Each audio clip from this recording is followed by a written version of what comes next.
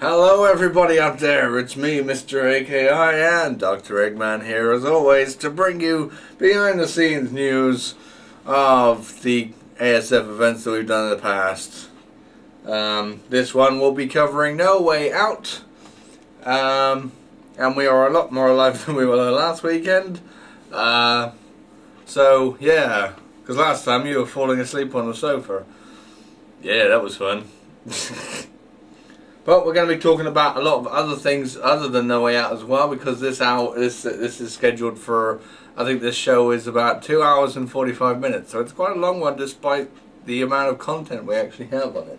But again, it's the length of everything, and it's all the different stages and everything, because we've got Tag Team Turmoil to get through, and the Soul Calibur Rules match, the first one ever.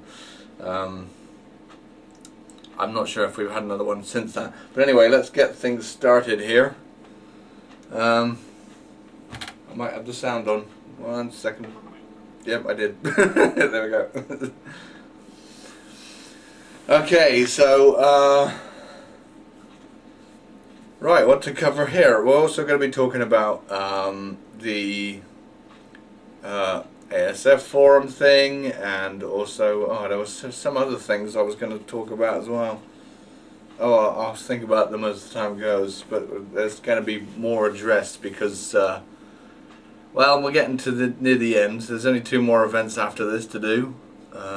They're quite long, both of them, but yeah, this will be our last single show event. Because after this we got the ASIF, which is both shows, and so is the Mascot Rumble. Really kicking it into high gear and not leaving a show behind, so to speak. Getting ready for Mascot Mania and all that.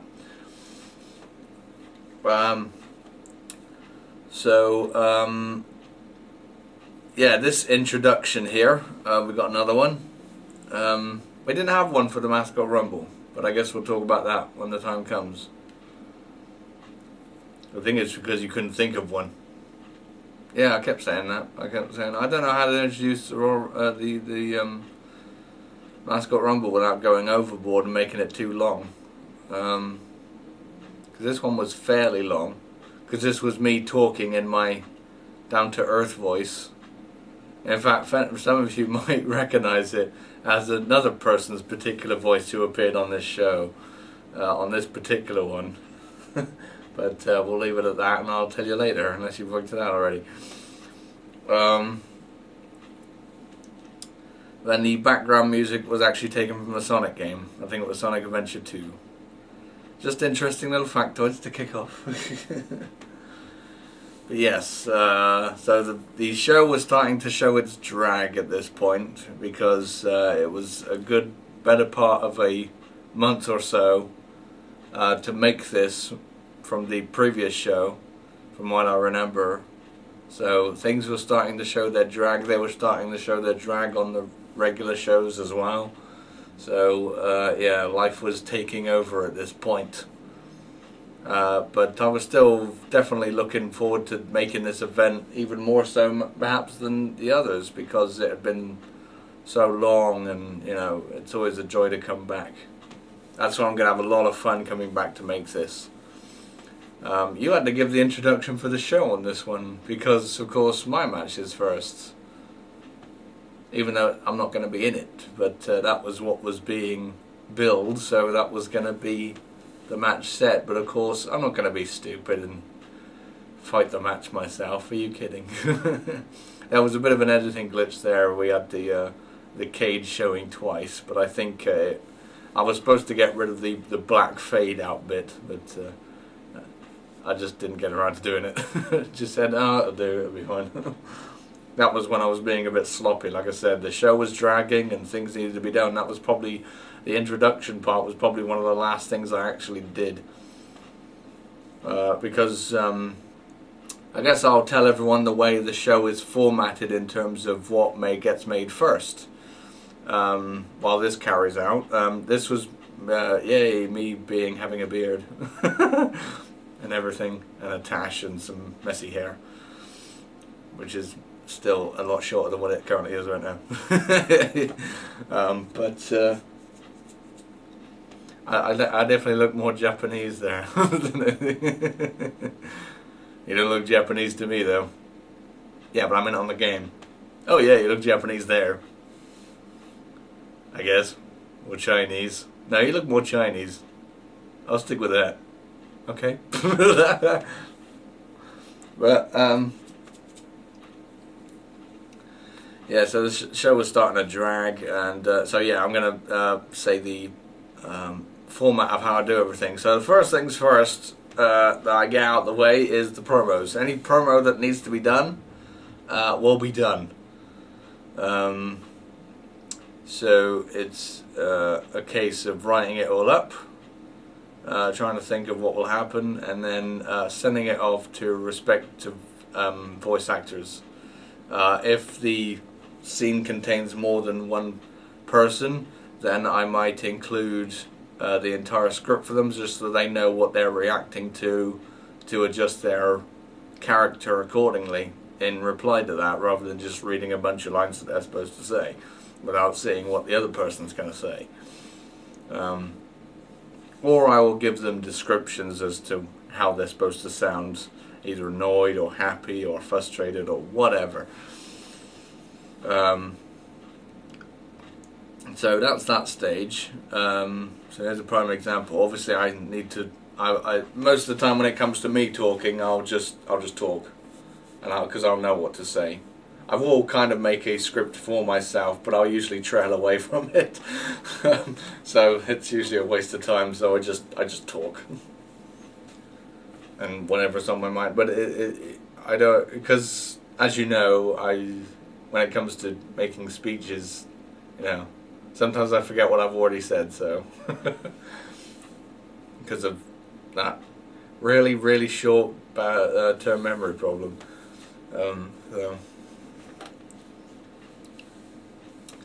But yeah, I have a script, and then if I lose myself, then I can just go back and stop recording and go, right, that's what I've got to say next, because I've already gone here. So here's me utilizing my roster of Raw stars, so to speak, because obviously we can't use any SmackDown ones because it's full up. I think we've practically almost used everyone from SmackDown on this show, bar a few, because this was a really packed night. 3 people in the main event, flipping 8 people in the tag team tournament match.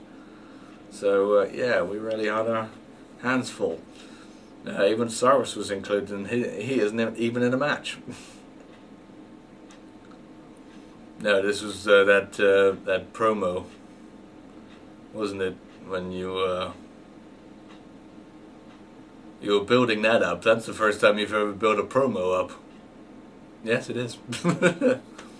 It's just like Cyrus's big, huge announcements from SmackDown. It's going to be amazing and change the face of everything, and indeed it did.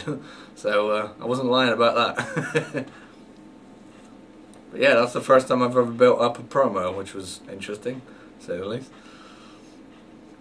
But I felt the announcement had to be made on this show just to keep in with the theme that this was the dawn of the anti-heroes and they were going to take over and everything. So yes, it needed to happen on a big event instead of just happening on SmackDown, and then the show gets taken over, because it wouldn't have made a bigger impact. Everyone will remember No Way Out now for being the rise of the anti-heroes to power, and it is so. So yeah, going back to the format of how the show is made, so the scripts are sent out, and then obviously I get them back at some point, and then so they're out the way, and then I will record the footage required for them saying the promo. So it's just a little bit of a schedule of just having them stand there. I have to knock the referee out and drag him outside the ring with said person, and then make them stand in the ring for so long. And then everything else will be done edited in post about how long the promo is, because I'll only record like so much length of footage. And then I'll just keep putting it in editing in terms of I'll just space it out until the promo ends, or until something else needs to happen in the promo.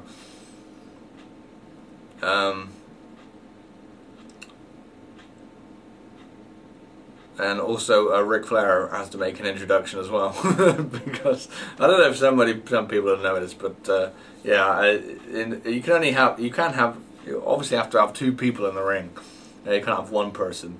So I have to have Ric Flair come in, and then he goes behind the ring to obscure the view and does the fall down to the ground taunt and stays there. So you only just see the person in the ring doing the mic work. And whatever. But if there's more than two people, then that's easy. I just put them in instead, and we have them standing in the ring. Whatever. I had to buy 4 controllers for this show, so I do have 4 controllers, preferably GameCube controllers, because this is a GameCube game. So I've had to add 4. Because that's simply just in case I need 4 people in the ring doing the promo, because it might be like I think we've had to do that before, like Peaches obviously had to come out nowadays with Rouge and Samus, and someone has to be standing there too, so I've had to add 4 people. And also it helps with in case I want to do attacking invasions that involve more than one person doing it. Well, obviously it would be 2, but yeah. We've never done a 3-person assault, have we? Nope. So, yeah. We'll think about that. We did the, when they came into Raw, the invasion started thing. But I think that was only 2 people. We had 2 people in the cage, and then there was another 2 people on the outside, but they were recorded separately because they were different views. Yeah, they were recorded separately, but we just put the 2 of them together rather nicely. So when the promos are all done and put together, then I will go ahead and make the matches, because they take the longest to do out of everything. Because obviously I don't know how long they're going to take, and you know, and just everything can go wrong or everything can go right. That's why I like doing No Mercy, because it was like the shortest thing to do was actually the matches. But yeah, it can drive you slightly nuts just doing the same continuous match over and over, trying to get the result you want and the ideal perfect match you want as well. So sometimes I might have to sacrifice one for the other or whatever. But once the matches are done, then everything is put together. Then I will do pictures for the matches. That hasn't been the case with these one night only events, because I've had to tell people what's coming out on the event, so I've had to do the pictures first, so they've been the first things to do. But usually when making the show, obviously I don't have to show any what's coming up next, so I do the pictures last. I think at some point I may have done it for the ASF forum, which is now full in effect at this timeline, by the way. It was by Armageddon, but we didn't have time to talk about it, but we will have time to talk about it here. Yeah, I had previews of the events to come, so obviously I had to have pictures, but eventually I just dropped that idea, because I just needed to get the matches and the promos done for her, because those are the things that take the longest to do on the whole show. So yeah, gave up on that idea. Just trying to utilise the forum in some way, shape or form, because no one else was using it, but we'll save that for a bit later. Yeah. So there was the Cyrus Robot winning a handicap match. Not easy. I had to actually dumb down the intelligence of the computer on that one, because it was taking so long. Because obviously I play on the hardest difficulty to make the best match, but they had to be dumbed down just a little bit on the difficulty scale, just so I could win the handicap match, because otherwise I would have been doomed. So I was just said, all I want here is a victory, and that'll do for the Cyrus Robot, and then we can move on. So here's a Scourge. Is this a debut, or is it did he appear on the show previously? I think he appeared on the show previously, and then you just decided to utilize him, seeing as he was still with you, and now we've decided to utilize him for a storyline. Yes, which I'm kind of happy about. Gives something Sonic to do, and adds to the it helps with the comedic story effect having Scourge in. So yeah, and we keep mispronouncing his name, but who cares? It's really Scourge, but I don't like saying that because I just sound like an idiot. Scourge. It's Scourge. I'll just call him Scourge. And sound more like an idiot than what I was in the room beforehand. Oh well.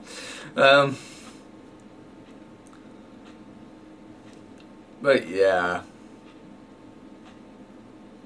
So what else is made for the show?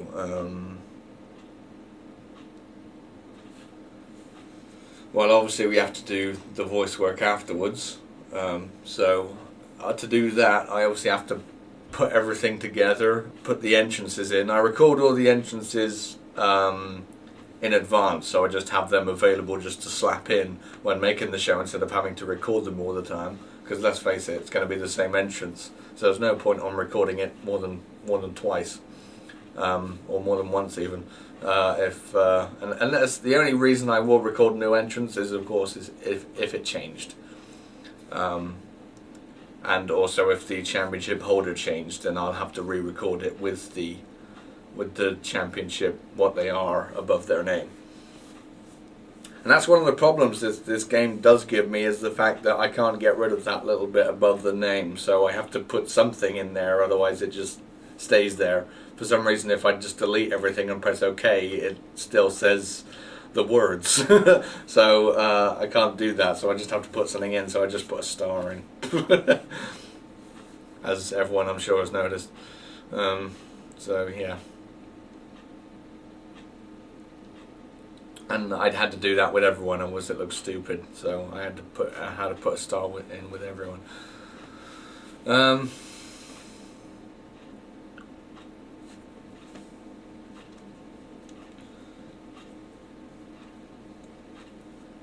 So all the entrances are put in, the intro, whatever. If I am making an intro for these big shows, then they're usually done last.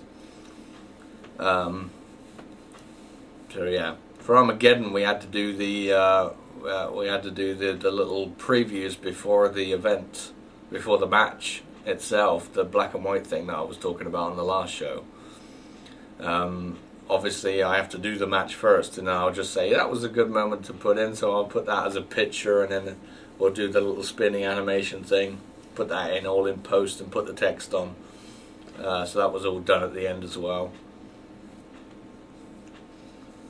And we actually did Armageddon in a different format as well when it came to, because usually when me and you talk and do the commentary, we have the whole event up straight away, just going all the way through it from point A to point B, which would be the start and the end. So, but for Armageddon we had every individual match separately. We did that because I wanted to get the timing right for when the little black and white spinny thing did show up before the match.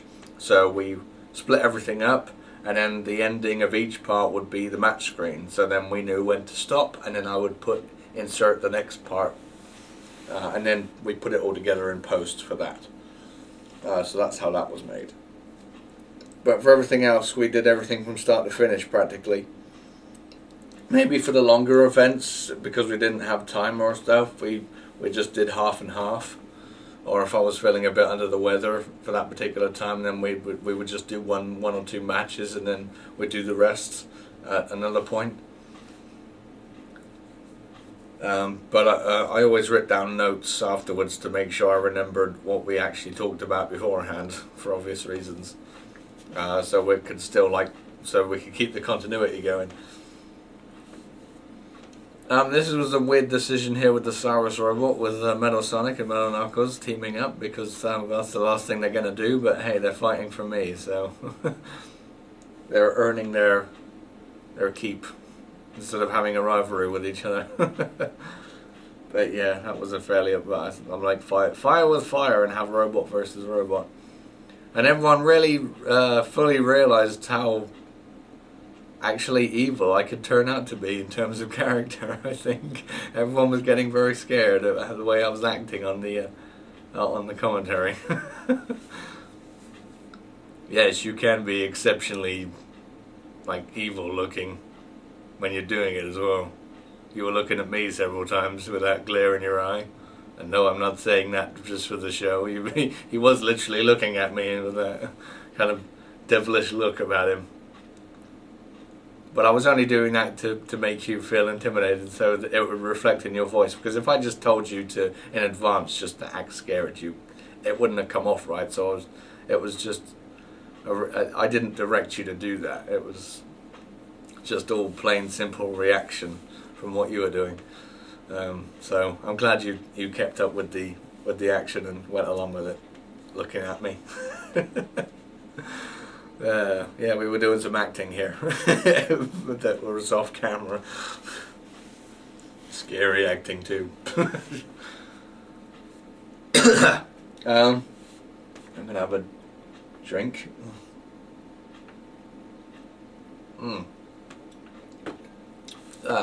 Whoops. Alright, so, yeah. Believe it or not, folks, this was actually a time I was considering turning into a heel. Making my character a heel. But seeing as my decision was quickly halted for the simple fact that Eggman was still a heel. So the last thing we wanted was two heel commentators on the announce table or doing the announcing, not specifically at the announce table, but you know what I mean.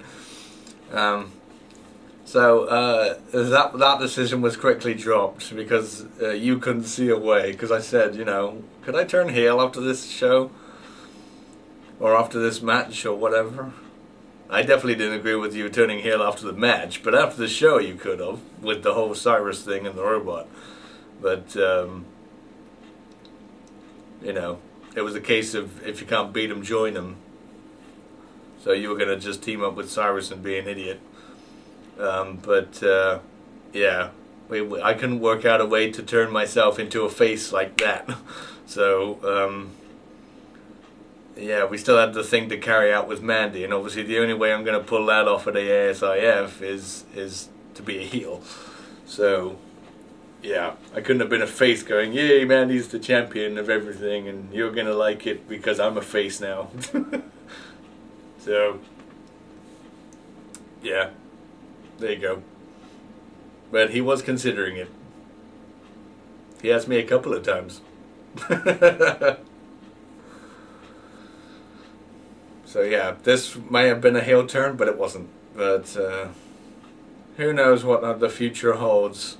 Because I am kind of thinking about it still on the on-off occasion, because obviously I've never got the chance to be a heel. I was a heel in Retro ASF, but that was just me not, you know, I wasn't talking, it was just script, technically, because it was still just in text form, so I was just being a heel in text. But never on the show, which I'm very intrigued to do. So, but it may not come to that. So don't hold your breath, because there's only so much show left to actually do. But who knows? For season 2, I might turn heel. I don't know what people will think of that, but hey, it should be fun. Having a heel chairman, for sure, can really put the tension on. Something wrong with my elbow. Yeah. Well, what's wrong with it? Don't know, it's just itchy. Anyway. Moving on. So yeah, I was considering turning heel at this point, but not to be. Because I don't know what on earth I would act like, to be honest, and if it would any be good, if it would be any good me being the play-by-play, because time after time I've already said that turning Michael Cole heel on the WWE was a really bad move, because number one, he's already annoying enough, and I don't know, I may come off as annoying at times. I will certainly come off as annoying if I'm a heel. So you know, it's a tempting offer, but I don't want to be on you know, you don't want to have to be on the play-by-play commentary in order to do that. So you know, like I said, don't hold your breath for me turning heel, because I might not consider it at all. But I've always been intrigued to see what would actually happen and how I would play off turning heel. But yeah, it might just be a fantasy that we'll never get to see. Who knows?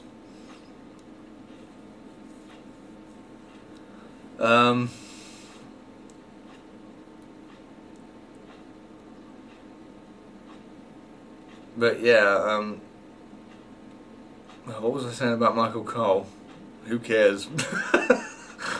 Yeah, true. But yeah, they turned him heel, and it was just, it made the show unwatchable. That's when I really started just turning off the television, because you had to put up with him throughout the whole show. So I was just like, oh, fuck this. So that's what I don't want to become. I don't want people to just stop watching the show because I turned heel. I think if you did, as a possibility, then what you should do is still stick to the job in hand, like doing the play-by-play and everything. But when it comes to being, the heel supporter, that's what you can do. But try not to overdo it unless you're gonna. Oh, I don't know what I was gonna say. I don't know how to work you out. Just don't be a heel. Okay. Well, that's that settled then. So yeah, here was the bit where Mr. Maskman is going to debut here. Come on, referee, Mr. Count him now. And here he is. Which we all know who it is now. I tried to not give the game away immediately, because the last thing I wanted him to do was an attitude adjustment. So I was thinking, what's another move that Cena can do that's really powerful? Because it was my intention all along that it was going to be Cena. I mean, we may have speculated, I may have thought or could have turned it into someone else eventually. So I was just trying to give him a big generic move that was possible to be done by practically everyone, including Cena. So I was thinking big, fat, heavy clothesline. And even though it's just a standard big heavy clothesline, as I just said, we made it so he was connecting with our necks. That's what we said. Because obviously I'm thinking Samoan Spike here, but what if there was a whole arm going into your neck? That would pretty hurt. So yeah, so we just gave him I just gave him a big clothesline, and I said to you, every time we suffer from it, we've always got to comment on our necks, okay? Because he's hitting our necks with the clothesline. So it certainly left the door open in terms of who the Masked Man was going to be. But in the end, I just went with my original idea. Would you like to enlighten everyone about who your other ideas were? I certainly would. If it wasn't for Scourge, I would have made the Masked Man Sonic. But Sonic was becoming a comedic character, and I didn't want him to be the masked person. So that eventually became a no-no, because Sonic was becoming too comedic, and I didn't want that kind of an impact. Sonic was the big joke, and now he was the Masked Man and everything, and just didn't. That's why I said originally, just to leave the door open, just in case, that I think I did a promo where I was saying I could sense that it was a person in the ASF. So that's why I said that, but that went down the toilet. But it was always nice to have that feeling, so that everyone was going, it could be him, it could be him, and could be him. And no one had any idea that it was going to be who I originally intended it to be, which is, of course, Cena. So I love that shock, even if it does involve him. But hey, I'm doing technically better writing than the WWE, because think about it. What's Cena's motto? Motto? He's got 10 million mottos. Okay, but what does he say when he shakes his hand in front of his face? You can't see me? Ugh, I feel dirty. Yeah, exactly. So you can't see him. He's the Masked Man. So see, that's brilliant writing on my part. Instead of just waving his hand in front of his face, acting like a dickhead. God, I'm gonna have a rant at some point during this show. It might be now. But no, I was thinking that would be great. It's Cena, because we couldn't see him because he was the masked man. You know, I was giving Cena too much credit, because I don't think his character's that smart to run into a show and clothesline the chairman of the company with a clothesline to the neck. But yeah, who else was I going to be having the masked man? There was the speculation of it being Cyrus, but we wanted the storyline that it was a simple, because that would be too fucking obvious to start off with. I think a few people were suspecting Cyrus at the beginning, right from the get-go, so I was like, I don't want to take the obvious route. And of course we wanted to do the storyline that he was removing everyone from power, e.g. general managers and myself. So that would be you and Cyrus and Kana. And I was worried about doing the thing with Connor first and foremost, so we didn't have him attack Connor, we had someone else, of course. That was the plan at the ASIF, to do that. Because I needed a way to get rid of Connor that wasn't going to be through the masked man. And the same would have applied to if the general manager was Star as well. I would have just had an alternative method that the masked man was going to use at the end of the day to get rid of foes. So that's why we did the whole Bart thing, for that simple reason. Oh look, here's a thing that we started doing, but then we gave up as well. The little title on the screen there, telling you what championship it's going to be for, what the matches are going to be for. So yeah, I forgot all about those, but yeah, always nice to see it again. So yeah, I forgot what Peach was supposed to say here. But never mind. I try not to make the promos that rememberable, because they're not supposed to be rememberable at the end of the day, at least in my opinion. Just the matches are. So we try not to go overboard with promos, because number one, you can't really show much emotion through a promo, because it's just people standing there doing the same thing over and over again. So yeah. So, was there anyone else I was considering being the masked man? I'm not entirely sure. We should both be thinking about that. I think it was just going to be Sonic or Cyrus, in terms of the ASF stuff. And I was also considering doing someone smaller, like lower down on the ladder, so to speak, in the company. Or on the show, I should say. It's not a company, I keep saying that. But just someone lower down, just to elevate them and say they were the one causing all the mayhem and the impact. But that soon just fell down, because I'm like, well, who's going to be, you know, who is small enough but who is as intimidating enough to be the masked man? And I was thinking maybe Luigi or someone else, or someone that I'd fired and I just had to make them again. E.g. it was probably going to be either the Games Guru or Spider-Man, but I'm like, no, that's just fucking stupid. So I lost a lot of ideas making who the actual masked man was going to be on top of my original idea. Because there's a rather fun and important storyline coming up that I've really wanted to do, and it does involve Cena, because it's just, you know, at the time, because this was made in 2010, so I was, you know, and we were pig sick of Cena then, so, you know, so I needed to make a story where to perhaps make those see the light that haven't seen the light that I do watch this show.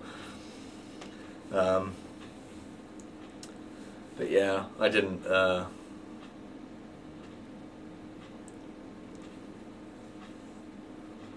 wasn't happy with anyone else being the person, so I just stuck with the original idea and the original, you know.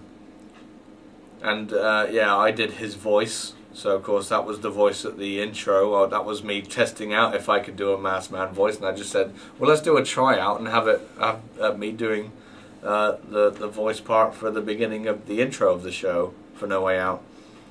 So that's why that's there. And I've had to change the pitch and everything on my voice just to make it sound more robot-y scener-like.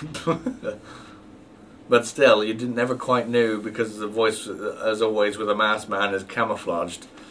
So like I said, we left the door open to be anyone. So it was, in a sense, it was still a disguised voice kind of method. Even though I was trying to sound as much like Cena as possible, but obviously I wasn't, because no one sounds like him. It's impossible. He does have a very strange dialect. So this is Princess Peach moving on to the show now versus the Grim and Billy for the Hardcore Championship. This was just a filler match. Because I needed, we wanted Peach to be in competition for once, because she had been with the show now for quite a little bit of time, so it was time for her to get in the ring and do some action, whatever, and we put her in the worst possible situation. But yeah, I was definitely playing as Billy on this one, I believe, to keep up with his hyper emotionness and everything.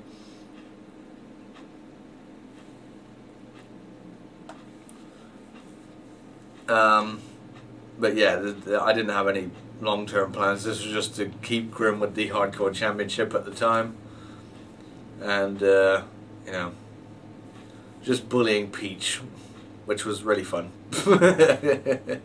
Even though she was bullying us back, you know. That match turned out to be quite long, if I recall. But we'll find out, I guess. I love it. Grim was about to get the cover there, but I make Billy jump on top of him with the elbow drop from the top. Yeah, that sounds like him, alright. And now she's out of stamina, so who knows what's going to happen. But I was trying to be as disruptive as possible with Billy, just to keep the suspense that Peach may win the Hardcore Championship, just per chance, but it was not to be.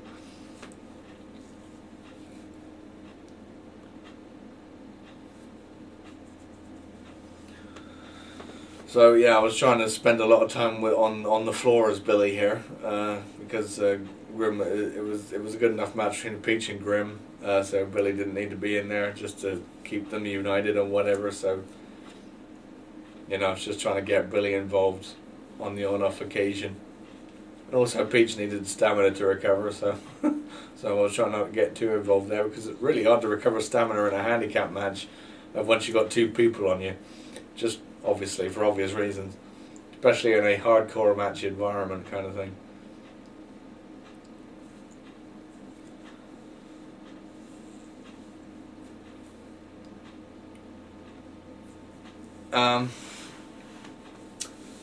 Right, moving on to, I guess I can talk about the ASF forum now. Now's the time. But yeah, I think I have talked about it, a little bit about it before. But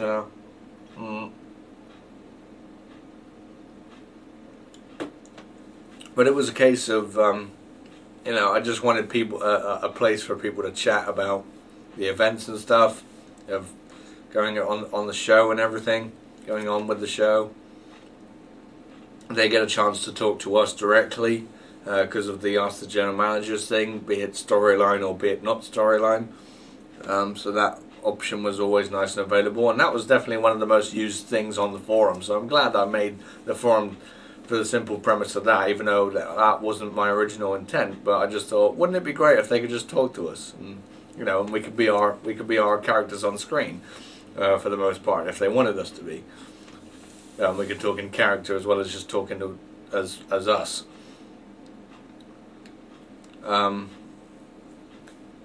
So, you know, that was a fun little experience, all in all. and the forum was actually Kanina's idea. But I just grew on it. As I said, people can throw me ideas and I'll just adapt them. But you know, she was the one starting up the forum and everything, so I got to thank her for that. Because it's like, yeah, we've got like a home base now, so to call it, instead of just having it on YouTube. Now we've got a place which we can call our own, even if we're using a free forum service. You know, it's still nice to have as a separate thing to make sure that you know what's that it's linked to the show and everything, and what's going on, and the chance to talk to people and everything like that, instead of just in YouTube comments.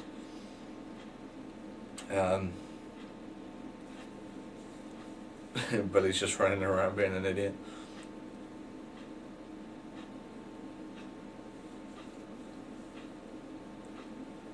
I was really just distracting here because because Peach was having a hard time recovering her stamina here.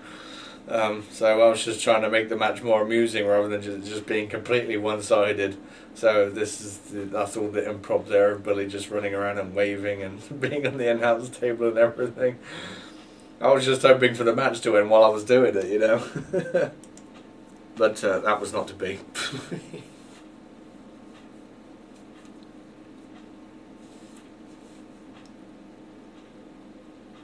I think I love a few of your comments when it's like, get off of my table.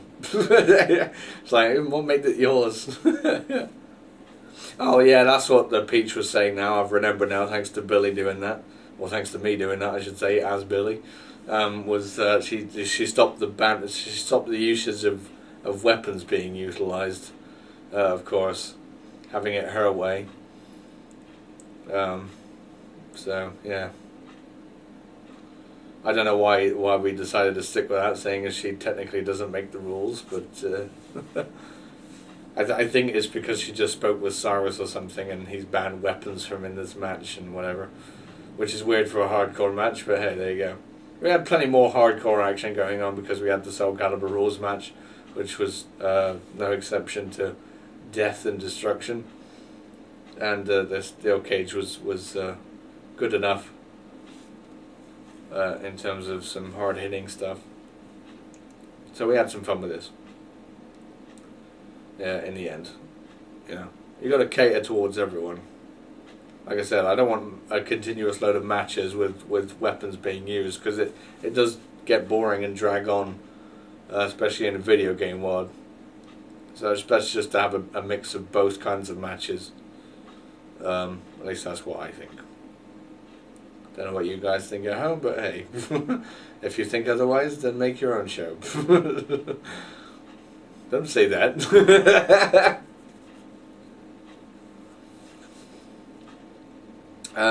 But like I said, I do listen to people, and we've had nights where there's a lot of hardcore action going on, you know. But yeah, do our best to avoid it most of the time, but sometimes I will do it. Just to be a bit more nuts. Is Billy trying to use a steel pipe again? He so badly wants to use it. I want him to so badly use it as well.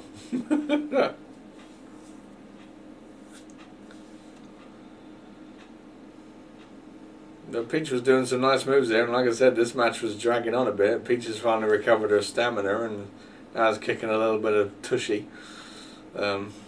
Yes, I just said that word. That was a spur of the moment thing, yeah.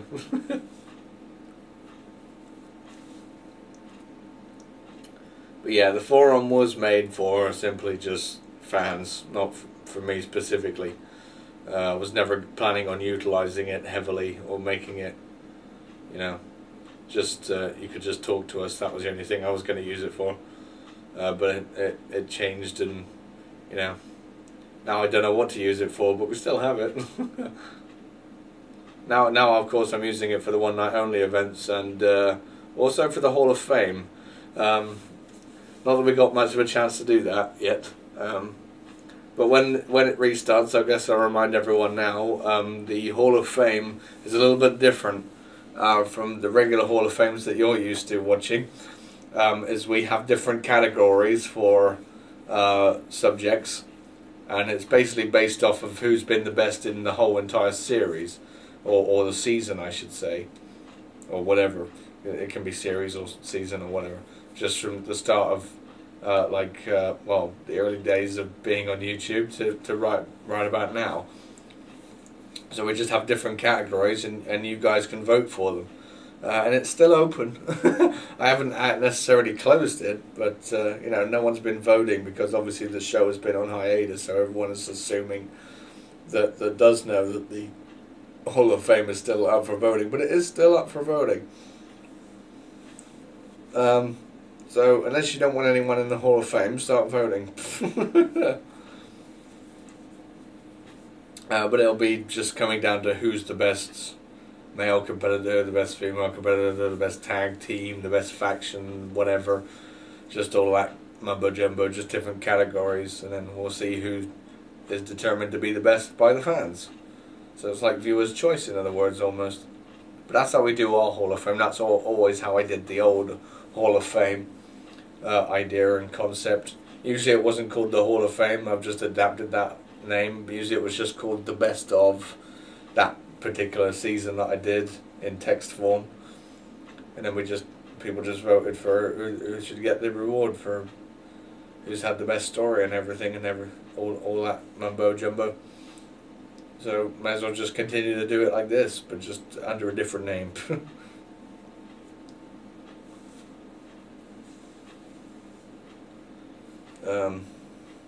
So yeah.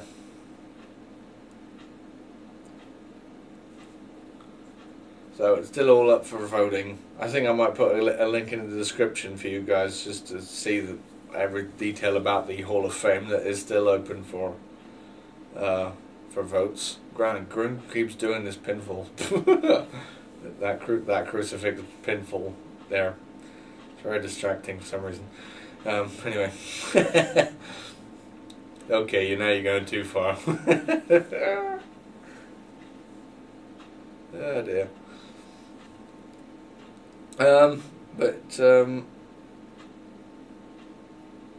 Yeah, so vote for the Hall of Fame, or else you won't have anyone in the Hall of Fame. Or someone will just get lucky and everyone they voted for will be in the Hall of Fame. But of course I'm counting how many votes get counted, so yeah. The more votes I get, the merrier.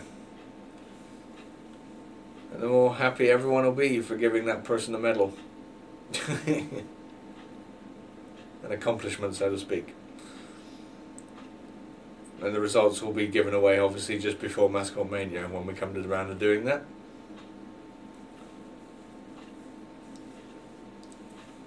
I'm starting to think this match comes to a time limit draw, because we can't seem to beat Peach. Grim can't seem to beat Peach, and I'm really confused as to why.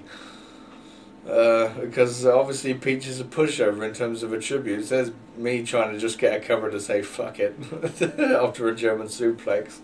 But I was really starting to get worried, and amazingly I decided to have this playoff as the final result unless I do get a pinfall at some point. But yeah, this match was dragging and very boring, and I'm sorry everyone.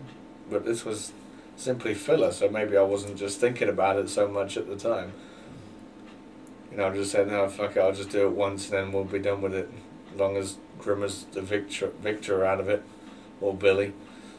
Because it was a case of if Billy did pin, then Grim would retain anyway, so. But Peach just kept kicking out, and I don't know why. But there you go, that's the surprise sometimes this game gives you, is they'll just continually kick out all the time, out of everything. So I was getting really frustrated doing this, and I'm amazed it's the final result, but it was probably come down to the case that this is one of the last matches I was recording in the order, because I was thinking it was going to be the quickest one to do, seeing as all the others had so many different stages and everything to accomplish. But, and the time was running short, and in fact it was out, because like I said, it took a good month before we published this up from the last video that we did, which was your breakdown show, which we can also talk about. That's something else that's reminded me there. And finally, yes, Peach taps. Hooray. That was the end. There you go. Grim gets a definitive win. but I wasn't too worried. But by the time I was doing this match, it was very delayed, so I was just like, yeah, so that we'll just have to stick with that because I can't do it again because stuff needs to be done and saved and put together. That was probably the reason why this match turned out the way it did. But there you go, we got our money's worth for getting Peach beaten up. Because she was becoming a very good heel at this point, I believe. If not the top one for SmackDown, bar like Tails or someone. Or Bart. I don't know. Actually, it was reaching to be the top heel at the time. Now we have this promo again for some reason. I guess she's saying her goodbyes. Why is this happening again? Man, even I don't know. I actually want to stop that and hold on a second. Okay, so we just watched it back, and yeah, it was basically just Peach being a heel and saying, if the hardcore rules were in play, I would have beaten you. How dare you get such a cheap victory over me? Obviously, that wasn't planned. It's such a cheap victory. We made a tap out, so that wasn't a cheap victory, so to speak. So yeah, but like I said, do all the promos in advance, and then sometimes if certain things happen in the matches, then I will point them out. And just the promos will be updated, and I'll quickly send it out, and then they'll do the added lines and whatever, or the change lines in some cases. But yeah, Peach was hinting that she would get her revenge later, so we'll see what that's all about. But obviously we know what that's all about, so.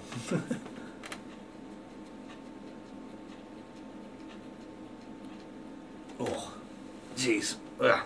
Very uncomfortable sitting here for some reason. Oh, and that's the end of the part. Actually, I've just noticed the pause. So coming up next is the tag team turmoil. I'm glad you got it out. I was just going to slap you around the face and say tag team turmoil. That would have been rubbing my face, going, "Thank you very much." So yes, this was another plan to make you believe that the Dimension X were again going to lose the championships. This was, I don't know if this wasn't their first defense. They'd probably had a few defenses at this point on SmackDown, but we had it on SmackDown. I can remember it vividly. We had a series of tag team matches featuring all the teams on this match. But we made them face Dimension X, and they all lost to Dimension X. So that was the build for this. It was quite easy to make at the end of the day, because I was like, I really want to show the strength of the tag team division at this point on SmackDown, because we had Survivor Series, but that wasn't necessarily showing off tag teams being tag teams. So we really needed a big tag team match, just to show that the division had not, halted or changed or got worse since the draft. So it was like, let's just put a bunch of tag teams to face Dimension X. They're all going to get victories over them, and then they can, and as the saying goes, if you beat the champions in a non-title match, then you get a championship match, so to speak. So all the teams that beat Dimension X here, so that was an easy setup. So then we had tag team turmoil as a good tag team match, because even if it was just 4 teams, but that's enough considering this event is about 3 hours long. I think I'm glad it was only 4 teams, because tag team matches, as I said, do take quite a surprising amount of time unless you're that good at catching them, catching early victories. But in tag teams, it's very hard to get that perfect straight off the bat win. So, yeah. And we weren't going to say who was going to come in first, so we were just going to leave it up to surprise. And lo and behold, of course, we have Dimension X being the first team in, so they've got to go through all the other 3 teams. So it was really putting an effort, and I was also trying to put the tag team champions over, even if they were the heels at the time. It's like I think we did call him Marzel by this time, didn't we? Yes, we did. So it was Marzel and Void really needed to be put over as, worthy holders of the belts, because, like I said, they were technically a bunch of nobodies that nobody knew. In fact, some people were thinking Void was just an original creation, but he wasn't. He's from a video game. Um, so. So, you know, it was like, you know, who are these people and why are they here? So it was like, this really needs, we really need to put them on the map. So this was a good match for that also, all in all. So I'm very, very happy about that outcome and everything about how this turned out in the end, because it was a nice big match to build up to as well, all these tag teams and everything. There you go, tag team championships. Who decided the order? Was that you or was that me? I think it was just both of us. We were saying, well, who should be the order of the teams to come in? And we both agreed that the last team to come in should be the Retro Warriors, because I'm sure everyone would love the Retro Warriors as tag team champions. Because we had Lisa and Homer be the first team, because they'd been tag team champions before, so you know, this was just basically another rematch. So I wanted to get that out the way, and then Dimension X would move on to face Manic and Sonya, and then so on and so forth. So yeah, definitely the last team needed to be the Retro Warriors, because number one, they've got a good tag team name that I really love. So yeah. And probably everyone at that point was thinking, yeah, Retro Warriors tag team champions by the time they come out, because Dimension X had gone through 2 other teams at that point. But no, we pulled the plug on that. And just said, no, Dimension X still the tag champions and still are today, despite all the odds. I've always tried to have it so when they're not in title defences that they're not winning, and then when it comes to actually winning the titles, they're actually winning. Or retaining the titles, I should say. Defending them, they're actually winning, so losing. Because it's a good way to make all the other tag teams still feel legit, rather than burying them all in the tag team division. So we can still have the champions be the champions when the time comes, but when the time comes to defend them, they obviously win. But every other time we have other teams beating them, or other teams just getting victories. Because of course they're not in every tag team match, but yeah, we're going to be doing something really good with the tag teams actually when we do the comeback in April for SmackDown specifically, to continue to show you that the tag team division is not completely dead still to this day. Because like I said, the last thing I want is for a championship or a division to fall below the ranks. So, you know, we've got a very good idea coming up for the tag teams when it comes to the return for the build up to Mascot Mania. So yeah, keep going with the hype.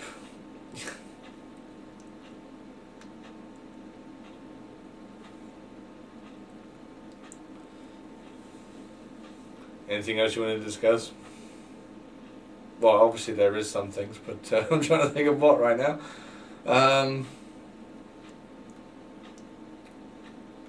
Oh, by the way, folks, Star Woodpatch.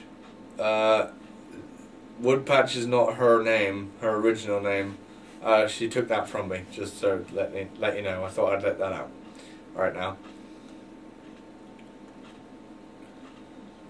So yeah.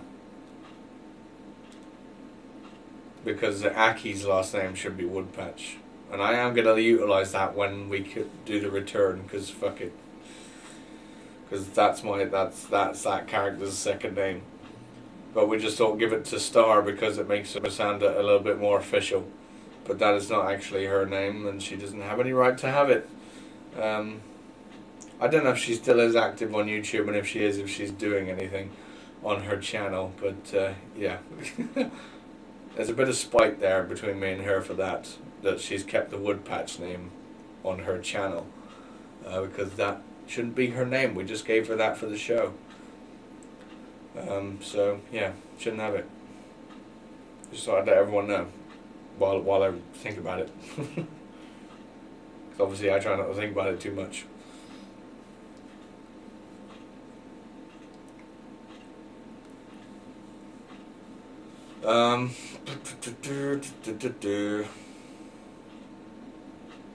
Let's do TNA themes. when all comes to the worst, let's just do TNA themes. Actually, someone said, I've forgotten his name, but the last guy who gave us recommendations for names, he was saying EC3 for Tails, and I was turning that down. But I was thinking EC3 would fit for actually Dimension X. I was always picturing that. Instead, the intro would be, it goes, ladies and gentlemen, EC3, but instead it goes, ladies and gentlemen, Dimension X. Because, they're the incredible, non-stoppable tag team when it comes to defending their titles. And obviously they would be big-headed, being the heel tag team and the anti-heroes. So it would kind of fit with them, even though it doesn't. Some of the lyrics don't exactly fit their personas. But in terms of how they're retaining their championships all the time, some of the lyrics do work with it. So yeah. Because when they come out, they're trouble, trouble, trouble. Oh, shut up. God. That song. It's a good song, admit it. Even though we all hate EC3, it's a freaking good song. And apparently he's going to become the TNA champion at some point. Heaven forfend. I don't want him to win the championship, really. You got to like him with the fan interaction. He's definitely a troll. I think on that first show that they did with there was that he passed the microphone over to that guy at the corner saying and he just said, "You can't wrestle," but what I would have done is just taken the microphone away from him. or punched him in the face. I don't know which. No, I probably would have just taken the mic from him.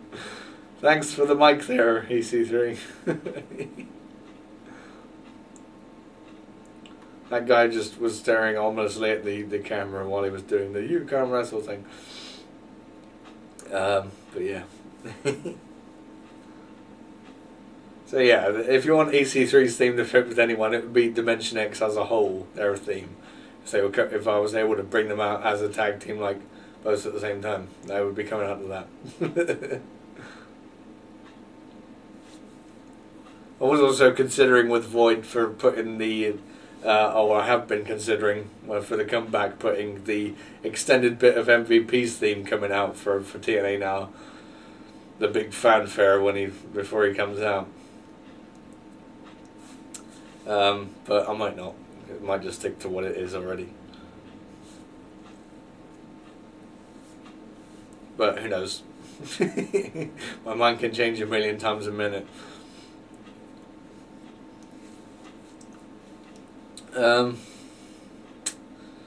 What else can we talk about here? La la la la la. What was the other things because I knew this time would come for Tag Team Turmoil. So there was some other things that I planned. I wish I wrote them down now because I've totally forgotten what they were. Oh, come on, think. Don't you hate it when something like this happens? Yeah. I still think we should stick with TNA themes. Oh, there you go. Lisa submits. So we move on to the next tag team, which I believe is Manic and Sonya. We'll find out now. But I believe I wanted the Retro Warriors in at the end. Yes, it is. I was right. Okay, good. My memory hasn't faulted me on that.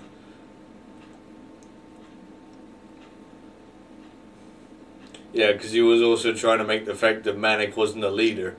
Or he was a leader, but he wasn't trying to be the leader by... And also, it also heralded the fact that, it was all random drawing, when actually it wasn't. But, the leader of the anti-heroes was going to... Or the freedom movement, I should say, was going to come out now. Instead of being at the end, because he's the leader guy, so he should come in at the end. So make it more randomized by having the leader of the freedom movement come out now instead of the other tag team. Yeah, so it all worked out nicely like that. All according to plan.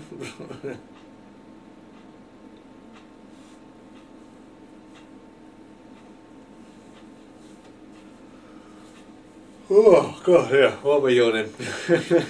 It's a Sunday. We were dead enough last weekend. I don't want to have the same here. I'm gonna have another drink. Speaking of that.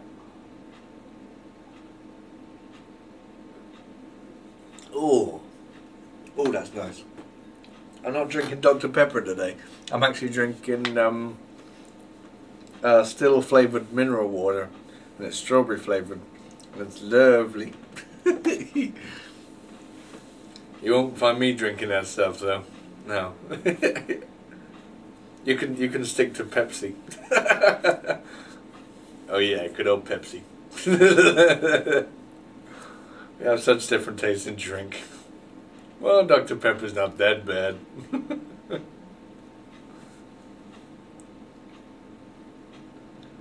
But not enough to be your favourite. No, I'm always just going to be a Pepsi guy. There you go, Eggman likes Pepsi. His favourite beverage of the day. I like how you said that.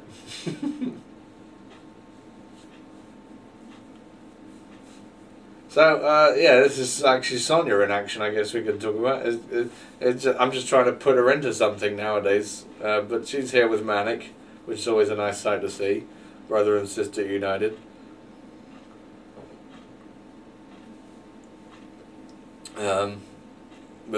Yeah.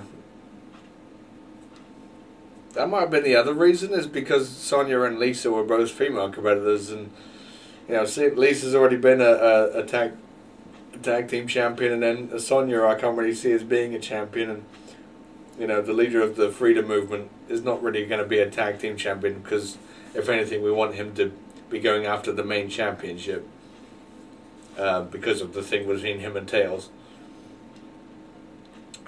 But this was Link's time to shine for the main event and everything, so we just put Manic into this instead. But yeah, the Retro Warriors are both male competitors, so it made a little bit more sense to be the last tag team, because then you could actually see them more possible rather than Sonya winning the tag titles off of Dimension X here. So yeah, that was probably. There's just so many reasons why we had the order what it was. Just everything is very thoughtfully planned out, even if it doesn't sound like it is. Just to make as much sense as possible, which is why I keep saying that, Mascot Mania coming up, when we do have the comeback, is I will try to put everyone in, but it will make sense, and we will put 100% effort in to make every storyline and every reason that every match is taking place to make some logical sense, be it even if it's just a little idea or a very big idea. Well, obviously the bigger ideas will be the bigger storylines and the bigger the matches, whereas the smaller ideas will be the smaller matches, but at least everyone will have at least their favourite, regardless of who it is in the biggest show. Because that's what the biggest show should be. It should be like having at least everyone is going to see their favourite person in the event, and they can look forward to that. Because that's what I hate about WrestleMania. It's like WrestleMania, people just get thrown in if they've earned the right, whereas I just say, just put everyone in. Even if it's just for a little thing, don't have them sitting by, and then because if people are fans of that particular person, they don't see them, then it's not the event wouldn't feel right. And here's Void trying to break up a submission move. I don't know why the computer attempts to run and try and hit someone, because it always seems to fail. On the most occasion, usually when they're trying to knock over the ladder, they'll do that. Even if they're right next to the ladder, they'll still run towards it, doing a running attack, which is a bit weird. But hey, that's the computer. But otherwise, it is very good on the most part, apart from bar a few glitches. So yeah.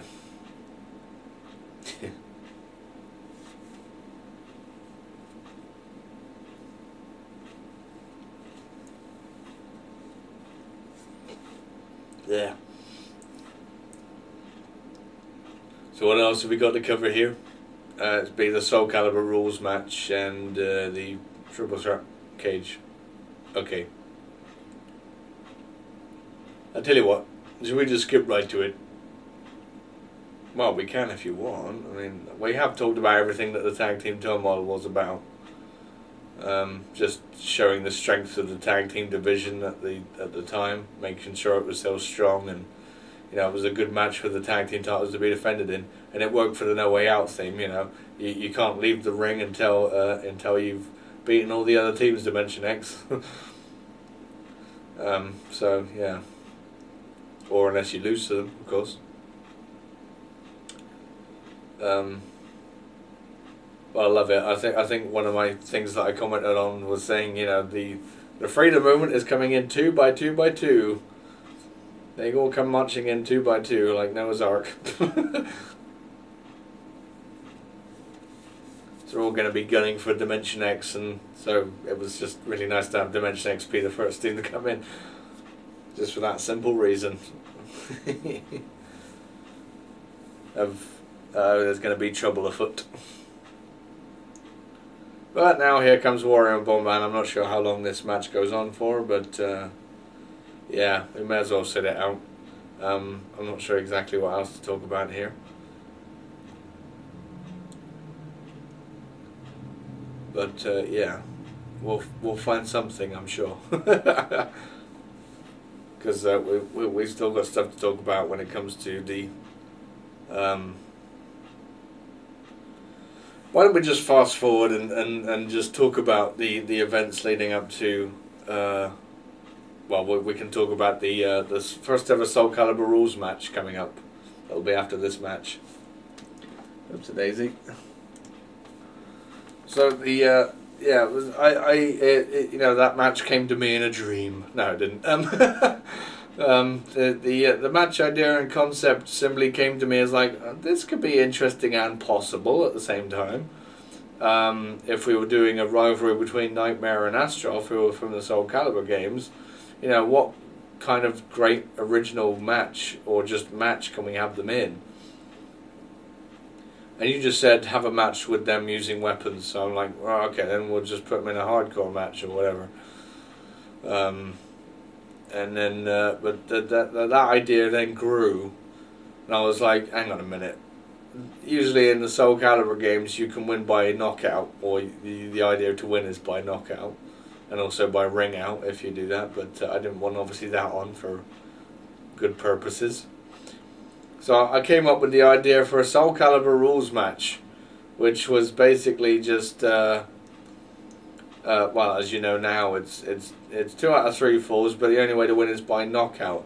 And I did have the hardcore rules on, so we can have some tables in the fray, because only in a hardcore match can you have tables in a match where you can use weapons. So that's why I made that. And therefore the weapons will be strewn around the ring as well to make them encouraged to be used. Because Soul Calibur is a weapons-based beat-em-up kind of fighting game. So, and it was just a perfect match, and it was an original creation that you could actually do in this game, because I've had lots of match ideas before, but none of them have been, physically possible. And if they have, then I've just had to modify them just a little bit. If I do have a great idea, I could give you an idea of one of the matches I came up with that is definitely not possible. Because I've always, if I'm trying to picture if the ASF was actually real and you could still do what I could do for retro ASF with the script and everything. And if I was to make the main event, if I was to make the main event what it was, I actually wouldn't have it be a cage match. What I actually would have it as is a Punjabi prison match. Okay, but obviously I can't do that in this game or any other game. But yeah, I was thinking Punjabi prison, if it was going to be in retro ASF style, we'd have both 2 cages. Bart would be escalating the risks with 3 people instead of 2. But still finding it his second home, so to speak, because that was what we were saying, was Bart's match now is officially the cage match, as always. So you know, may as well make it that. But I just and there's another original match idea which some people may turn their nose up at, but it's one of those matches that sound really good on paper but may not be so good in practical terms, and that is the seeing as I was trying to make a prison type of feel to this event as a whole with the alarms going off and everything when the match screens appeared. And the searchlights just buzzing away, and the red lights just going around in true pathetic fashion. But one of the original matches that I would love to employ at some point, but I'll never get to, unless I go back to the old ways of making the ASF. But I will never do that, because now that's just backtracking. This is definitely much better to in terms of, you know, just visual stuff. And writing stuff is too easy nowadays, for me anyway. And I've moved on from that, so I don't want it to dominate my writing career. But it's a match entitled the Prison Tower. And what this is basically is it's 3 cages in one.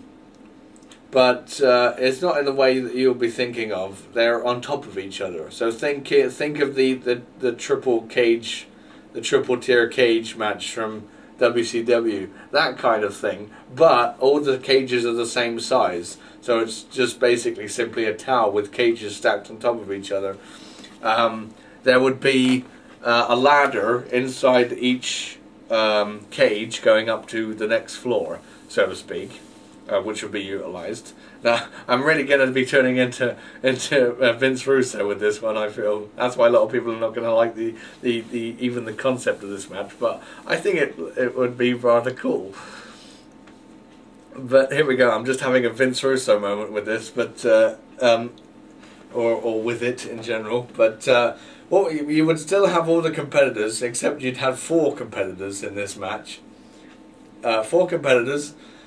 Each and then 3 competitors would enter the tower, but they would start on different floors. So the first person to come in, it'd be like the Elimination Chamber thing. Everyone would come out a random drawing, so to speak, and then the first person that came out would be assigned to the top floor of the tower, and then the second person to come out would be assigned to the second floor of the tower, and so on. And then the third would come out on the first floor, where the ring would be. And then the last person to come in would have to go through all 3 towers. And the premise is, for the 3 people that are assigned to the different floors in the tower, they cannot go to the other floors. What the idea for them is for the person who comes in last, for them to get a pinfall or submission victory once they're on their floor. And of course the idea for the person entering last is to go through all 3 floors, and attempt to escape out of the top in the end. And these cages would have different designs going up per floor to make them more dangerous, to make the mission more impossible for the person entering last. Shall we say? So obviously the first cage would obviously have the ring floor and just the standard steel cage.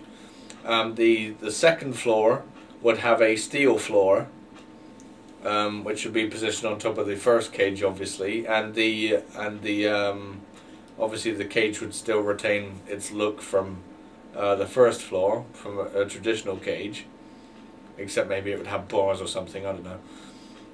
And then the third floor, in fact, would actually have chains as its floor, which means that the person on the third floor could interact with the person on the second floor. You're mind-boggling, you are. Thank you. But yeah, so the person on the third floor could like interact with perhaps the people on the second floor by reaching through the gaps in the chain links, in the chains, on the third floor. And of course every move would be very hard hitting, and you'd hear the impact on the steel floor of the second floor. And also that would be the case with the with the cage on the third floor. But also, in addition, to go really nuts, here comes more Vince Russo inspiration, is I like a warrior walking around Bomberman there for that move. Just excuse me, Bomberman, while I do this. And he's like, okay. But yeah, but the third floor cage would be made out of barbed wire. The walls would be made out of barbed wire. So you'd have, so to go through it again, first floor would be the ring and a regular cage. Second floor would have a steel floor and a regular cage wall, and then the third floor would have a chain link floor made of chains and barbed wire fence or cage wall, I should say. So yeah, the idea was to just for the last person to enter to escape the cage, whereas the other three that enter on their given floors would have to get a pinfall or submission victory in order to win the match. I was also going to go a little bit nuts by saying, well, maybe the person who gets the pinfall in whatever floor they're on would get the ability to go to the next floor and try to escape. So in the case of the person on the third and final floor, once they get a pinfall, they automatically win because they would be able to climb out the cage.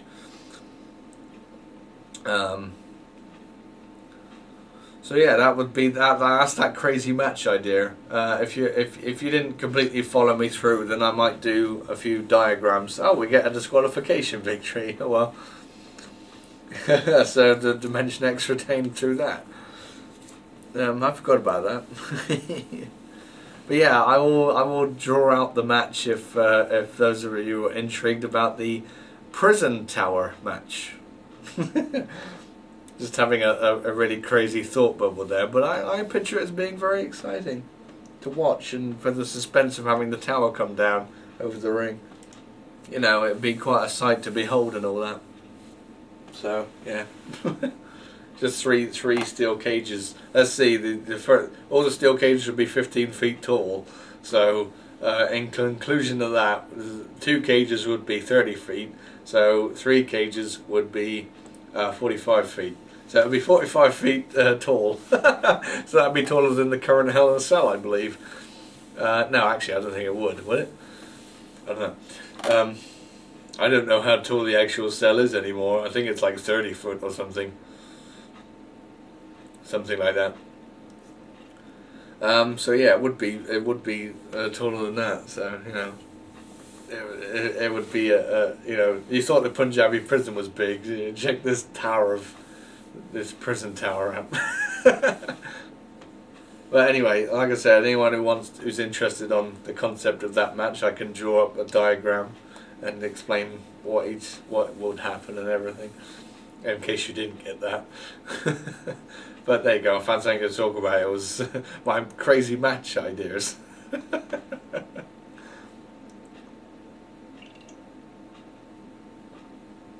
For the moment there, I turned into Vince Russo, and I feel terrible. But there you go.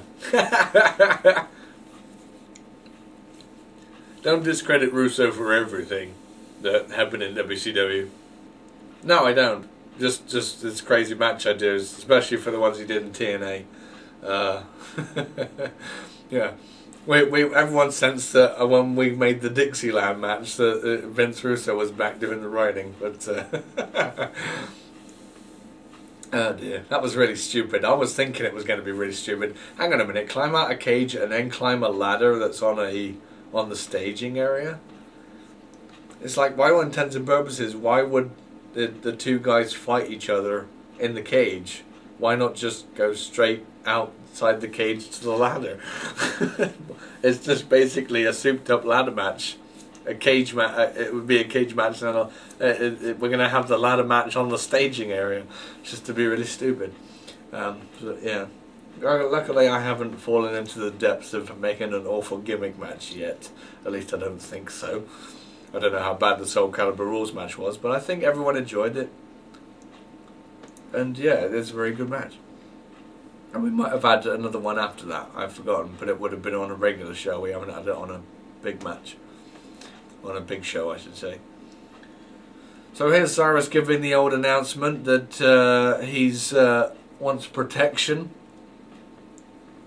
and because people have been, you know, pushy and attacky and stuff, and you know, his robot can't be around him 24/7, especially when I'm trying to grab a hold of it. So he wants protection, and in return he's going to offer you know, 50/50 ownership rights of the runnings of Smashdown. Did you come up with this idea? Yeah, I did. So blame him for this. I'm gonna put my jumper back on because it's really cold all of a sudden. But hey, it's the middle of the winter, I suppose. Well, kind of the middle of the winter. But yeah, you go ahead. I was thinking that you know, if we were going to make the anti-heroes that little bit more intimidating than what they were, because they were losing a lot on the regular shows, but that was our decision. But in order to have that real big presence, that they needed to, Cyrus needed to give them like partly ownership. Especially seeing as also you were telling me, you know, you were worried about who was going to take over the runnings of the show once we remove Cyrus from the story, in storyline terms, once the Masked Man attacks him, which isn't too long after this. And also that opens up the possibility of when Cyrus does return, he's not going to be happy because, of course, the people who were supposed to protect him didn't protect him. So that's something to look forward to for the comeback as well, I may as well say. Yes. Carry on. So yeah, I just came up with the idea that, you know, the anti-heroes should be in charge, and they will be after Cyrus gets taken out, because all they care about at the end of the day is who is running the show, and obviously they want to beat the freedom movement to a pulp, and the best way to do that is to make them in charge of the show. So this is all my idea. Nothing to do with him over there. Thanks. But yeah, but you ran, you know, everything has to go through you at the end of the day. But you loved it.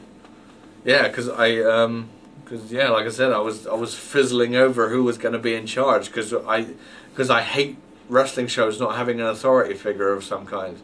You know, and the last thing I want to do is reduce myself to having a laptop be the general manager, and everyone knows what I'm talking about there, or just to have some random person take over the show for that given day. That's just stupid. I just wanted someone to represent the authority, and I just said, wow, that actually sounds really good. Give the anti-heroes the ability to control what goes on and everything, and then yeah, even if we didn't necessarily totally get behind that idea as such, it was still, you know, we did the whole makeover for Smashdown of having the anti-hero logo over it as well, so it was anti-hero Smashdown, and we had a whole new opening for the show as well, just to show that, you know, who's in charge. Those guys are in charge. The people usually on the screen and beating up the freedom movement members and whatever. I think I even put the footage of the Masked Man hitting me, just to keep the rumours floating around that maybe it was Cyrus or someone else in the anti-heroes hitting me with the clothesline that was in the anti-heroes, you know, just to keep things, keep people guessing, because that's the one thing you need to keep important. Is I was thinking, how long am I going to be able to drag this thing out, because obviously I'm going to have to drag it out until the unmasking at Mascot Rumble. And even then I've got to drag it out because I won't be doing it until the end. So it was a case of just keeping the suspense going, and of course it opens up the storyline between Eggman, your character, and the Masked Man, you know, and you were still speculating all the time, you know, and we all were, and you were just assisting with that. So yeah, it was all good. Yeah, I definitely enjoyed doing that. It's always fun having a mystery person storyline in general, because you're always wondering who's going to be what's going to be the big moment, who's going to be the person who unmasked, and who's going to be like instantly in everyone's minds. at the end of it, you know, and who's going to be in the big involved storyline at the end.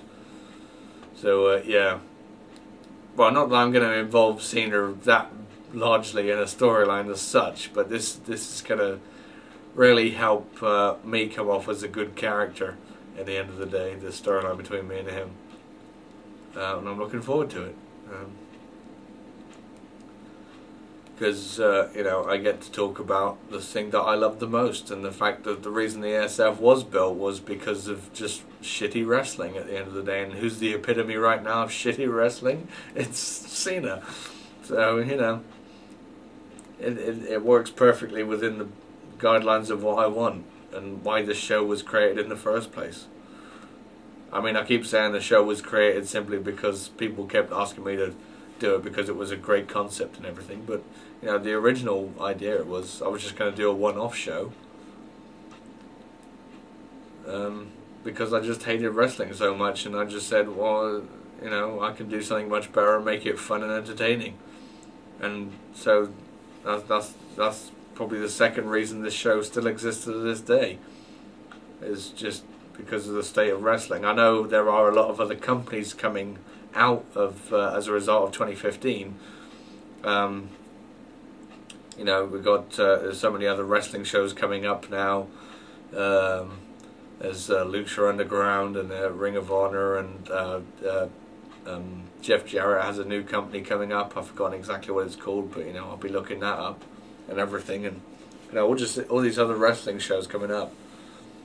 So, but the ASF was still going to be around because I still think the fans just like it. You know, and who can take that away from them? That's the last thing I want to do, and I still love doing this show. It's just a joy, regardless of what I say when I'm making it, because I can spit out several million profanities. So, yeah. So I can curse a lot when trying to do the matches for this show, but at the end of the day, I love doing it. You know, I wouldn't ask for anything else. So I will always be coming back to this. Always. Regardless of if I'm saying I'm going for a little while, I'll always come back. I'm a bit like The Rock in that respect. Yeah, no matter what, I'm always going to come back to this. Because I love doing it. You know, and like I said, not doing it at this current point in time has really made me miss doing it. Doing the show as a whole and just being a part of this big project and having everyone involved in everything, it's just really great. And so, yeah, I'll just continue doing it and until I'm physically able not to. And who knows when that'll be. But, you know, I'm 30 years old now, so it's getting on. Seeing as considering I started this when I was a teen, so or in my late teens at least. No, I started this when I was a teen, pretty much. Yeah, late teens, 18, 19, something like that. It's been a good 10 years, if not more so. Well, it's definitely been more now. 2, 3, 4, 5, yeah. So this is fun. I don't know what's going on here. Everyone's just completely frozen, but this match has just been made. This is Peach getting her revenge, of course. A bonus match, let's call it, with Rouge and Samus trying to get the Hardcore Championship. So there you go, no one completely missed out.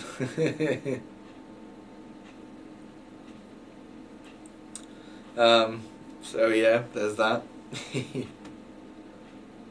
After Cyrus just proclaimed that they could take over the show, or you know, have some control over the show, and this is the beginning of it.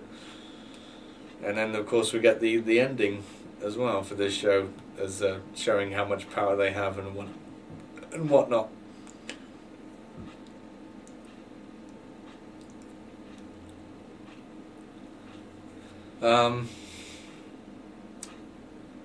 What other crazy things can I talk about while this show carries on? I may call it an early day because, like I said, this event is way too long for me talking about stuff, and I mean, we're already losing ideas in general, so you know, I may post the rest of the show up, but it won't be us talking. on it. But so I probably won't bother. I don't know, what's the best idea to do here, Eggy? You talking to me? Yep. Okay. Well, we can do whatever. This show was a bit too long. I know you've got other things to do and whatever. Last weekend you had a lot of things to do, so but you don't have so many things to do today. Yeah, but like I said, it's just you know, this show was very much too long. We'll have a lot to talk about for the ASIF. I know that for a fact because you know, it was all the results, and God, we are going to have a hell of a lot of fun doing that on next. It'll be next Thursday. My goodness, because yes, all the voting was accurate. That was the people voting. It wasn't anything to do with us. We weren't, you know, predetermining everything still, and denying the fans their votes. So everything in the ASIF had to be thought of in every eventuality for the future, and in terms of storyline, and you know, everything was thought out and planned out. So we'll be going through all of that on the ASIF event, which will be coming on Thursday. Which that's some excitement to look forward to, of seeing what storylines you could have created by voting for certain things. But yeah, and then obviously you know how everything turns out, or we'll say how everything was going to turn out as a result of the votes and everything. So we will have a truckload of things to talk about there, because we've got to cover every eventuality of what scenarios could happen given certain ruling conditions. So yeah, look forward to that one. We're going to have plenty to talk about there for how long ever the show is. I don't know exactly. It might be another 3 hours. But that's definitely the amount of time we will need to cover everything. I got a feeling, because there was just way too much thought process, which is why it was probably so delayed in the first place. There you go. They get the victory over Grimm. It wasn't for the Hardcore Championship. It was just like a spitey match. Peach getting her own back. So yeah, this puts Peach's cabinet on the ground, because we were saying, right, we need a lot of anti-heroes to win matches, because we already had obviously Dimension X retain, and now we've got these two winning, so the Grimm's victory previously in the squash match was nullified. In the filler match, I'd say it wasn't a squash match. God, fucking hell! Even though it was supposed to be a squash match, it didn't turn it out to be that way. But yeah, and obviously Tails is going to win later, so it was going to be an anti-heroes night for sure. Now the Soul Calibur Rules match coming up. Yeah, something to talk about. Well, I guess we've already kind of talked about it in terms of the concept of how it came about, but it was a simple case of Astroth was not going to win originally. It was going to be Nightmare. Nightmare was going to go over, because I was just so sick of having, you know, and probably the fans were at that point, having Astroth be victorious all the time. But it didn't turn out to be that way in the end, and I just said, we'll go with it. Because this is probably the last time that Astroth now wins ever in a long time. So yeah, it's his final victory, and Nightmare has definitely put more forward onto the table now, because well, he's won the Hardcore Championship out of the blue, and also the impact that he made with the Mascot Rumble and so on and so forth. So yeah, Nightmare's definitely stepped into the forefront, regardless of the result of this match. So, but the original idea was to have Nightmare win, and he is now, of course, an anti-hero member. So you know, it was going to be a very anti-hero filled victory night. But I was thinking, well, we've had too many heel victories here, because I haven't won my robot, so that's a heel victory. The anti-heroes have taken over the show. That's a heel victory. The Peaches cabinet gets the last laugh with Grimm having the victory. Dimension X retain the tag titles as a heel victory, and of course the main event will be a heel victory as well, even if it turns into a face victory initially. Yeah, so That's the other reason why Astroth, in the end, I just decided to say sod it, have Astroth win, because it's the only kind of big face victory that stands out for the entire show. So I needed something to happen that was positive. Even though many people may not have wanted him to win, but hey, you know, I can't read minds at the end of the day. But now, at least now you have the comfort of knowing that Nightmare has actually become more important in the presence of the show rather more than Astroth. Even though he had a great comeback at the Mascot Rumble, you know, we haven't got that bigger things planned for him right now. There isn't a rather interesting storyline he's going to have, but we won't spill the beans just yet. But it won't be a focal point of Mascot Mania, or it might be, but you know, we'll see how people take it. It is a rather good one as well. I'm looking forward to it. Oh, good. Well, at least I've got one fan.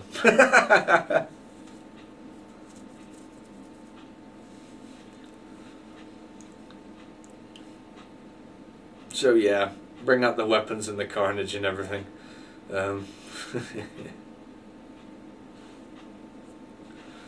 I did have the blood turned on in the steel cage match for the main event, but we only got a busted open Bart Simpson but towards the end of the match. And luckily you pointed it out, because I certainly didn't. Or I think I pointed it out, I don't know. Someone pointed it out. I think I did, yeah. But we noticed a speck of blood, but just before the end of the match, before Link climbs out the cage, so we got at least a bit of blood in. Because I wanted that match to get a bit bloody, but it didn't. But the match itself turned out to be rather good, so I just left it to what it was. Once again, because of time restraints, because everything else was taking so friggin' long. So yeah, I just had to stick with what I had. In some cases, when I do record matches, it's a case of I'll just do them all in order, and if I don't get the right result I wanted, then I'll just move on to the next match to help me get through the night, instead of doing the same continuous match over and over. So for the matches that I can do in that day, will be done, and then I can worry about the other ones a bit later. Yeah, instead of doing the same match over and over and then say, right, you've done that match now you've got to do all the rest. So it's like, so sometimes I will resort to doing all the matches that are supposed to be done in order, and then if I don't come off with a happy enough match-up or victory, then I will just move on and then do it later at some other point. So yeah, because it does get a little bit tedious doing this kind of recording the matches, especially when you're doing the same one over and over.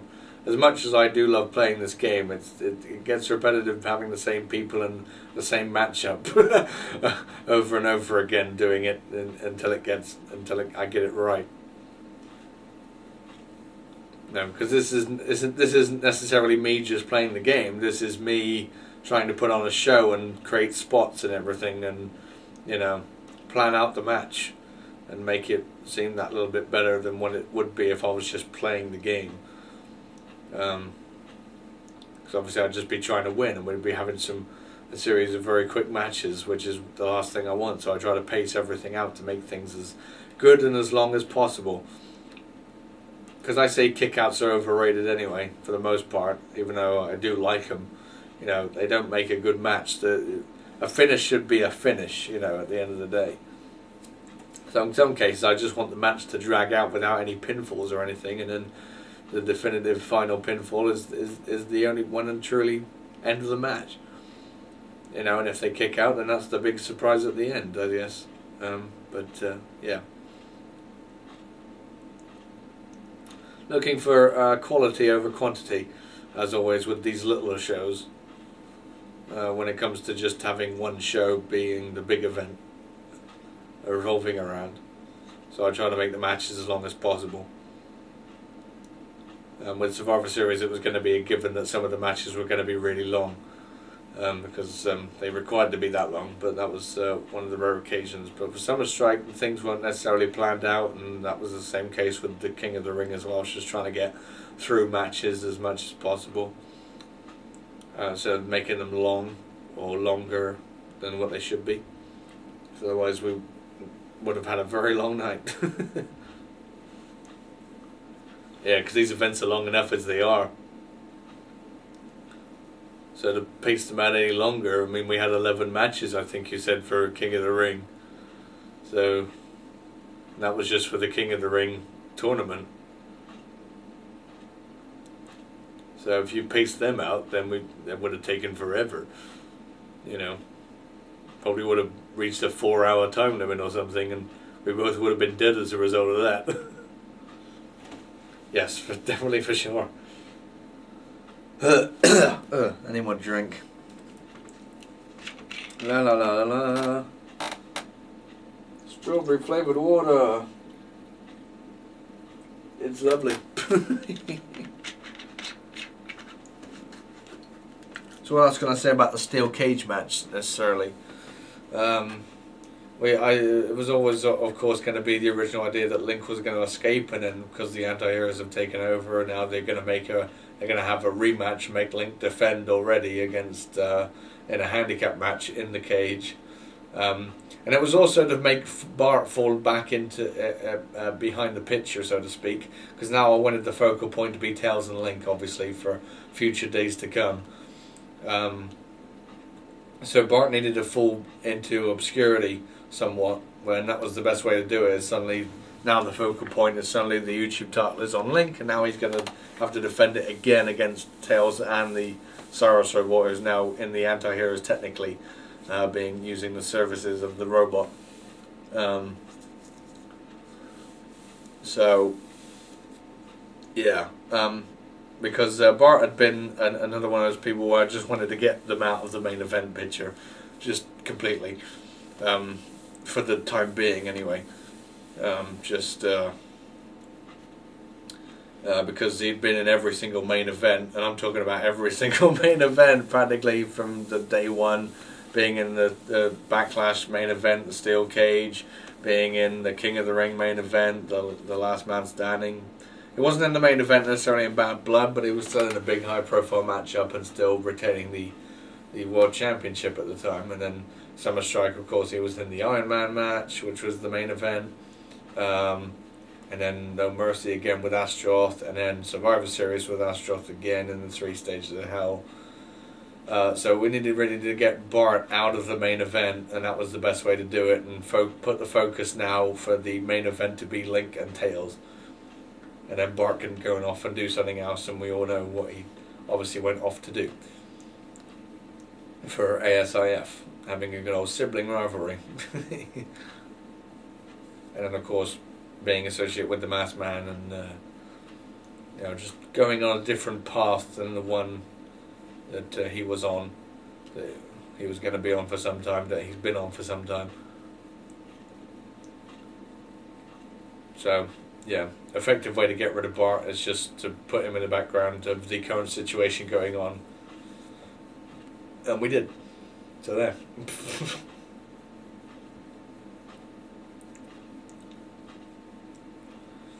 But that doesn't mean he can't be in the main event again at some other point.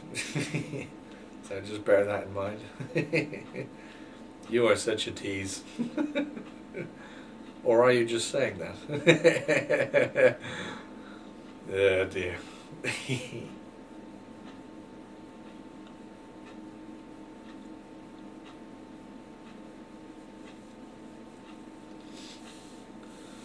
But yeah, every victory I've tried to have Tails have is going to be a cheap one, obviously, to get him the heel heat. So obviously this victory tonight was cheap, and then he was getting too big-headed of himself, which made Lisa win the title off of him. But then he got the cheap victory back. Because obviously, Astroth was the one who helped Lisa win the championship in the end. Because we needed him to be in the freedom movement to get ready for the match at ASIF. if it was necessary. I'm amazed the fans didn't vote for Astroff to be in the match at ASIF, but there you go.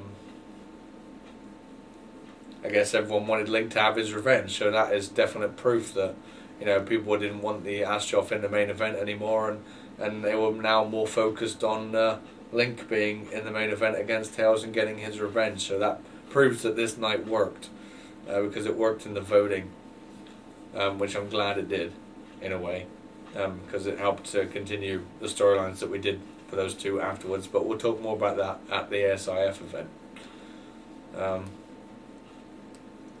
So yeah, it definitely made those two at the forefront, which is very good, very, very good. The ASIF was just a big plan to see if storylines were working, or if just to see how popular people were with the fans and what they wanted to see.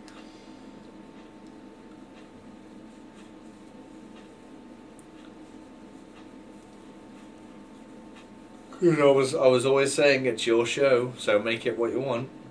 Well, we're not gonna make any decisions here. We're just gonna worry about what we're gonna do afterwards, after all the voting's taken place.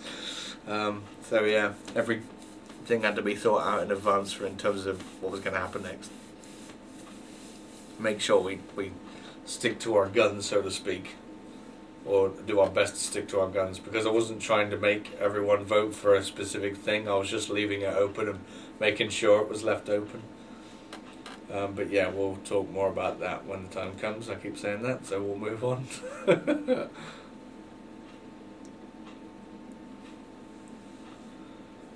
So that's our first KO, I believe, unless I could be wrong.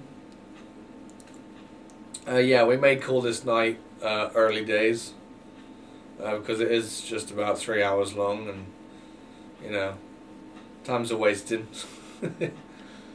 And we've talked about everything we practically need to talk about.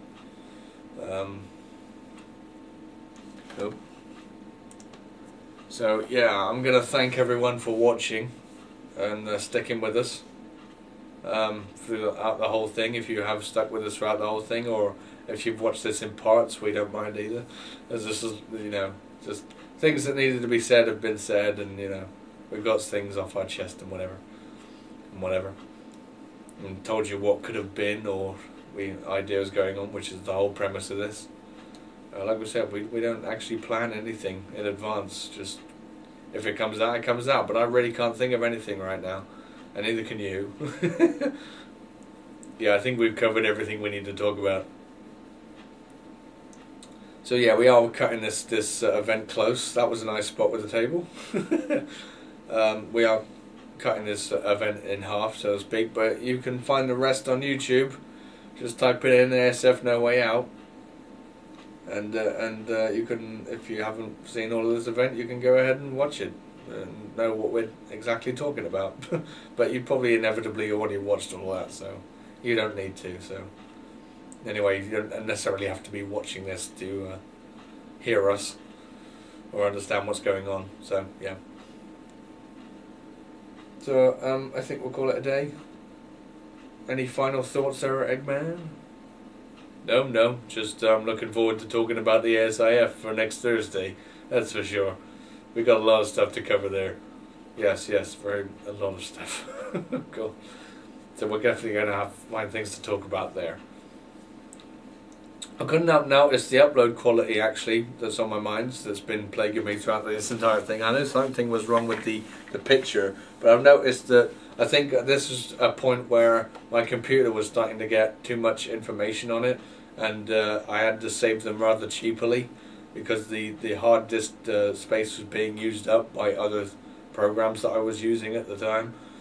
Yeah, as you can see, it's slightly less flowy, the motion of everything. It's kind of a bit more just laggy, if anything. Because every other event has seemed to run more fluidly, or at least better than this. I mean, it might have been a bit shaky at times, but I've had to change the format up to this point and then I got a brand new, and then I got an external hard drive, so things got a bit better after that, because I had more space to put things on and save events in their true form, rather than this laggy kind of visual you're getting now. So yeah. But that's just something that was dwelling on my mind, but that is the reason why I was just running out of space for things on my computer. So until I got an external hard drive, things were still going a bit laggy in terms of how the upload and the saving process was going. And this is a pretty big event, long event to save, and so there was a lot to save. So no wonder it came out as the quality that it did. But it's still watchable. At the end of the day, it's more watchable than me filming it off a television screen, which is what I was doing right from the get-go, until I found the miracle of the capture card to broadcast this stuff. I'm glad you found it too, because I'm loving the quality out of this. Even though you say the lag is bad on this one, but just as a general, it's much better than filming it off a television. Yeah. So, and I think everyone will agree with you from that, even though those videos have been deleted. But I don't think hardly anyone was watching them at that point. So it definitely elevated the show into making people watch it, because actually people could see what was going on then, instead of being filmed off a TV screen looking really cheap. So yeah, I think we are going to wrap it up here. Once again, everyone, folks, thank you so much for sticking with us and paying attention and whatever. But go and vote for the Hall of Fame. Go on. I will provide a link in the description, so go and check that out. Go on. And we'll see you next Thursday for ASIF, and we'll have boatloads to talk about there. Oh yes. Boatloads. And more boats and more loads. Alright, yeah, we're going to call that a wrap. As Nightmare and Nastroff beat the hell out of each other.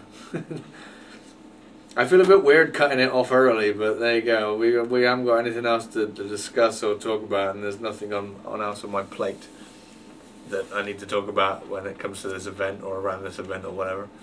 But yeah. We're coming up to 2 hours now, so we'd have to stick around for another 45 minutes if we were going to do anything.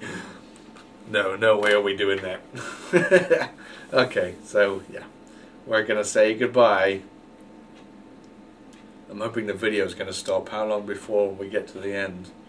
Oh god, we're only halfway through. Right, never mind then. We'll just stop it here and say adios. We're on part 12, by the way, if you want to catch up with the program on YouTube itself. So